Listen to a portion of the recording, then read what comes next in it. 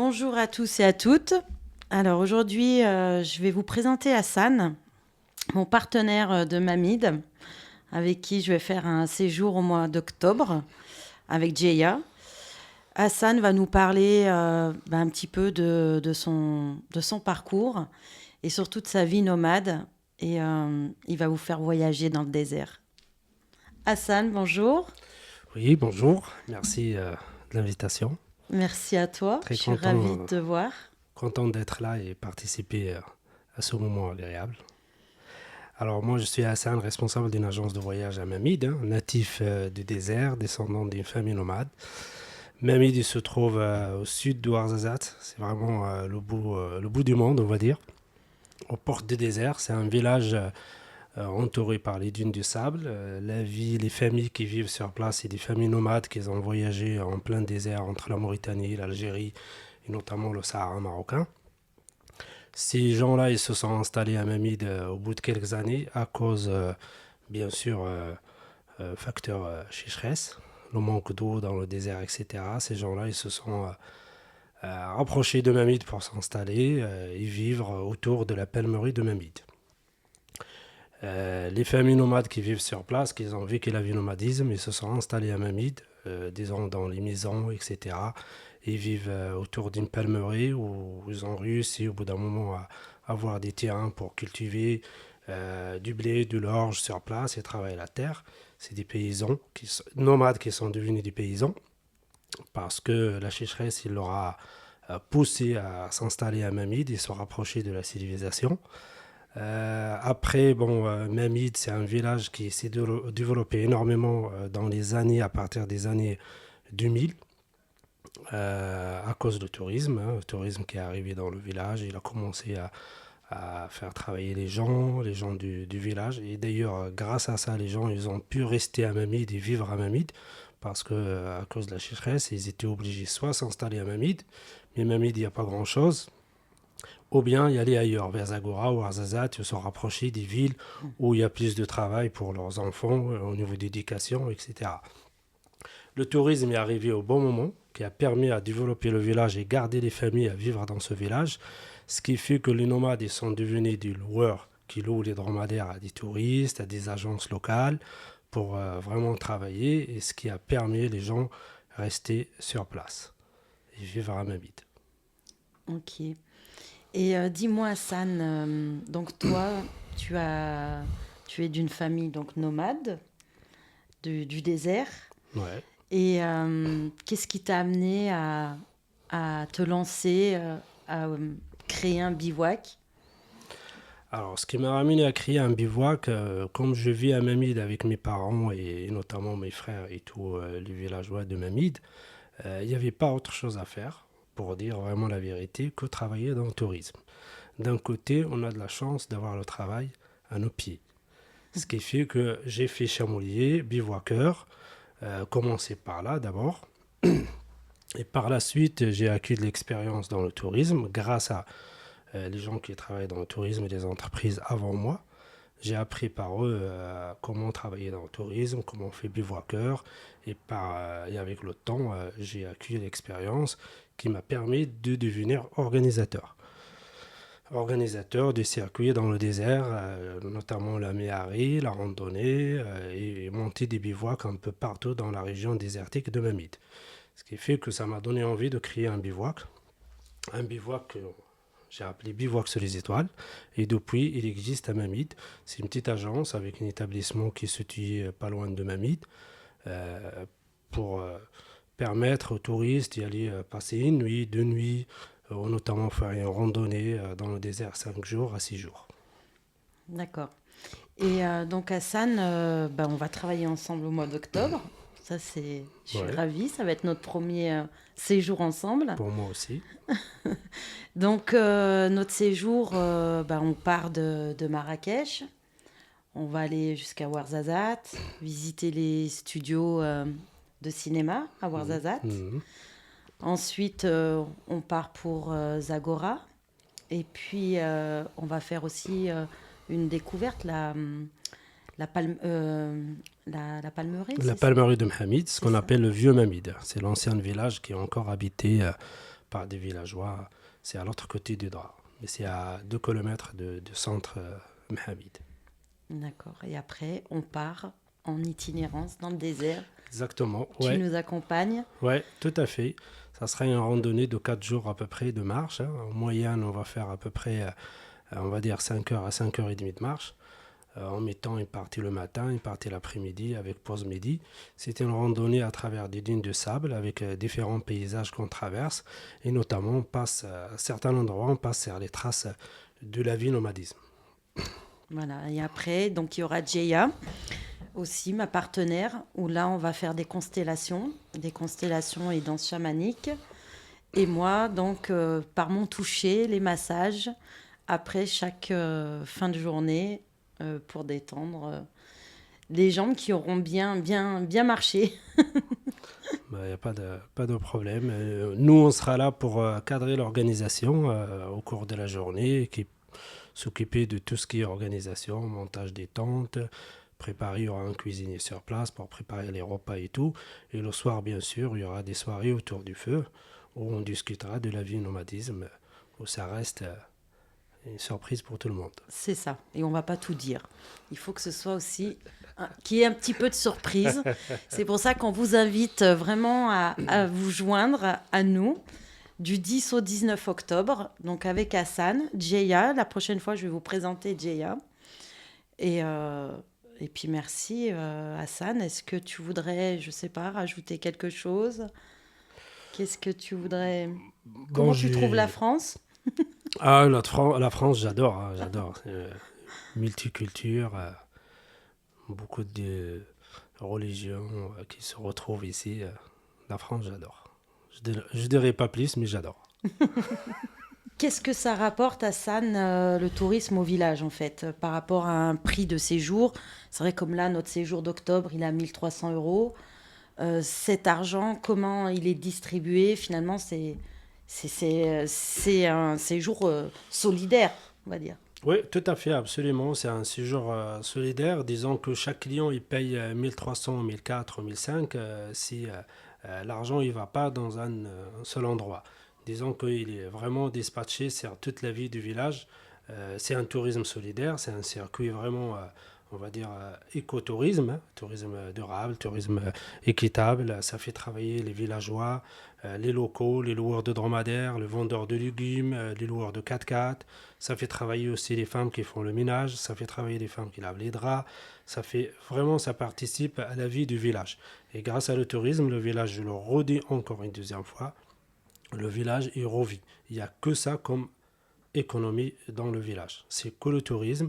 Disons que par exemple, le mois de juillet et août, il n'y a rien. Il n'y a pas de touristes, il n'y a rien. La vie est complètement différente par rapport à la période de octobre jusqu'à fin mai.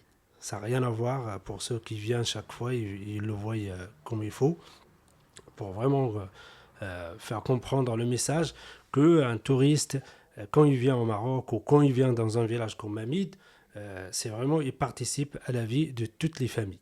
Son argent, il a servi à aider les familles à vivre. Bien sûr, il travaille, il se donne, il se lève le matin, etc. Mais en tout cas, le touriste qui participe à un voyage au Maroc, quel que soit l'endroit au Maroc, hein, je le dis franchement, ça participe à la vie des villageois. Et ça aide les villageois à vivre.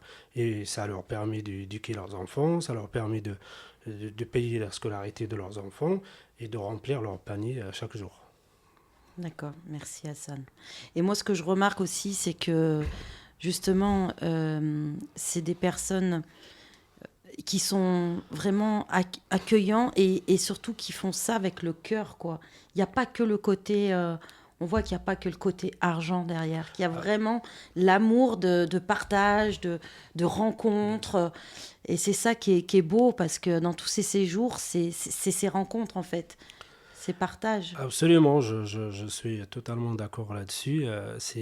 Après, il y a certes gagner sa vie, de l'argent, et ça permet de vivre, ça permet de ne pas partir du village, de ne pas abandonner le village, Bien sûr. de ne pas abandonner les personnes âgées qui ne peuvent pas y aller ailleurs.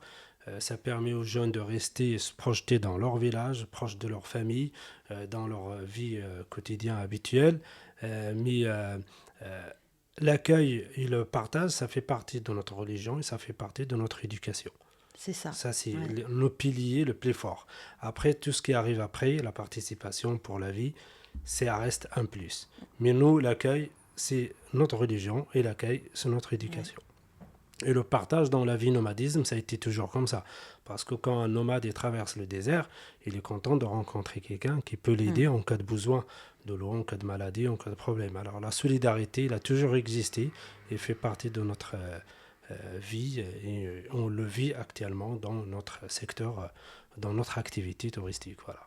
Ouais. Voilà, c'est pour ça que c'est ce qui est beau, je trouve, aujourd'hui, c'est justement aussi de participer à ces jours pour être dans le partage, la rencontre. Et c'est grâce à ces rencontres aussi qu'on se reconnecte à soi, Absolument. hein, quand Mm. on devient des fois plus aligné avec son cœur. Donc, ouais, merci beaucoup, Hassan. Je suis admirative de tous ces nomades à Mamid, tout ce que vous arrivez à faire et surtout tout ce que vous apportez aux gens. C'est vraiment beau et on a besoin de ce côté humain qui se perd un peu ici en Europe, cette individualisation. Et c'est vraiment. Ça permet ces séjours justement de se rendre compte des choses importantes, en fait. Voilà. Alors Hassan, le 10 octobre, tu vas nous accueillir à l'aéroport de Marrakech. Et ensuite, on part donc pour Mamid, qui est quand Mm. même un long trajet. Mm. Donc je vais te laisser nous présenter ce trajet qui est magnifique. Ok. Alors, bon, dès l'arrivée à l'aéroport, notre rôle à nous est de recevoir tout le monde, bien sûr, à la sortie de l'aéroport avec le transport qu'il faut. Ça sera un trajet qui descend à peu près vers Ouarzazate, hein, première étape. C'est une étape qui traverse le Haut Atlas, hein, le massif Haut Atlas qu'on appelle. C'est des montagnes très verdoyantes avec des vallées, des villageois. On peut s'arrêter sur le parcours, faire profiter, faire des photos, bien sûr. Il y aura une ou deux visites et sur le trajet, il y aura des explications jusqu'à l'arrivée à Mamit. La deuxième étape, ça sera Ouarzazate Mamid, hein, en allant vers le désert. Et là, bien sûr, c'est des paysages différents. On commence à se rapprocher du désert avec des paysages désertiques, arides. Il y aura la traversée de la vallée d'Odra, c'est une vallée très verdoyante avec des palmiers, où il y aura à peu près sur 200 km pas mal de villages construits en terre, des familles qui travaillent dans les champs, qui cultivent du blé et de l'orge. Il y aura pas mal des arrêts vraiment pour enrichir le parcours jusqu'à Porte des Déserts. Très bien, donc on va pouvoir comme ça profiter du paysage, découvrir quand même le Absolument. Maroc Mhm. pendant tout ce trajet. Et sur le retour, il me semble aussi, c'est qu'on s'arrête, si je ne me trompe pas, au village El Benadou, Oui, qui est un bien sûr, village classé tout à fait. à l'UNESCO. Tout à fait, exact. Après la randonnée dans le désert, où ça sera un autre thème différent, bien sûr, le désert avec tout sa magie, avec Ouais. tout le calme, le paysage désertique, avec des différentes dunes. Bien sûr, il y a un peu de végétation, hein, on trouve des tamaris, des acacias, on trouve même des villages un peu abandonnés où il y aura l'occasion de passer par là aussi. Et ensuite, le retour, ça va être bien sûr vers Mamid. Il y aura aussi connaître un peu le village de Mamid, rencontrer les habitants, se promener dans le village et être un peu dans cette magie désertique ou un peu isolé de loin de tout. Et après, le retour, ça sera direction Marrakech, bien sûr, avec 2 jours en allant vers Marrakech, en passant par la Casbah Ben Haddou. C'est un ksar fortifié, classé au patrimoine de l'UNESCO, où ils ont tourné pas mal des films genre La Gladiateur, il y a eu aussi Laurence d'Arabie, il y a eu la série notamment Prison Break, c'est une série américaine qui est très connue. Et ce village est magnifique, il y aura l'occasion de se balader dans ce village et faire pourquoi pas un coucher de soleil au milieu du village, c'est sympa. Voilà, Très bien. Ah là là, quel beau programme. On va merci. pas s'ennuyer et moi je vous invite vraiment à venir découvrir le Maroc, ce pays serait splendide, cette générosité et surtout cette âme qui a Mamid. Rencontrer, c'est vrai comme tu dis, les villageois, et, cette simplicité et surtout cette authenticité. C'est ce qui a chamboulé mon cœur quand je suis arrivée à Mamid, c'est voilà, l'authenticité. Et je crois qu'aujourd'hui, on a besoin de ça. Donc, merci beaucoup, Hassan. Je pense que ce séjour va juste être merveilleux. Et merci pour ton accompagnement et d'être là aujourd'hui. Merci à toi aussi. Et je rajoute juste un dernier mot pour tout le monde que il faut savoir que le tourisme, c'est quelque chose d'important pour nous. Et le village de Mamid, s'il revit et se reconstruit, et les gens ils peuvent rester sur place, ne pas s'éloigner de leur famille, leurs parents et leurs proches, c'est grâce à vous, grâce à le tourisme, grâce à vos voyages. Dites-vous bien que un bon pourcentage, ça revient au village et ça maintient le village dans cette vie. Et merci à tout le monde. Merci beaucoup, Hassan. Alors, je remercie Hassan qui est venu aujourd'hui en tant qu'invité. Et je vais vous présenter aussi dans le prochain épisode Djeya, donc, qui est partenaire dans ce séjour d'octobre avec moi et Hassan. Djeya, c'est une femme qui est dotée de dons chamanisme et qui accompagne beaucoup tout ce qui est féminin sacré, des cercles de partage. Donc voilà, j'ai hâte de vous présenter Djeya. Je vous souhaite à tous une belle journée et surtout, prenez soin de vous.